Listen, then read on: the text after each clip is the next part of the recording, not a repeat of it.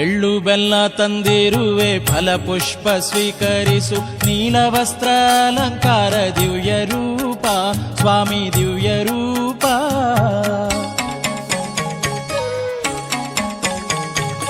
ಎಳ್ಳು ಬೆಲ್ಲ ತಂದಿರುವೆ ಫಲಪುಷ್ಪ ಸ್ವೀಕರಿಸು ನೀಲವಸ್ತ್ರ ಅಲಂಕಾರ ದಿವ್ಯ ರೂಪ ಸ್ವಾಮಿ ದಿವ್ಯ ರೂಪ.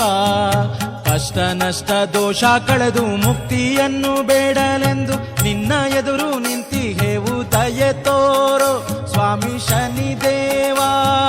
ದೂರ ದೂರದಿಂದ ಬಂದ ಭಕ್ತರೆಲ್ಲ ನಿನ್ನ ಗುಡಿಯ ಸುತ್ತ ಸುತ್ತಿ ನಿನ್ನ ನಾಮ ಜಪಿಸುತ್ತಿಗರು ಮಂತ್ರ ಪಠಿಸುತ್ತಿಗರು.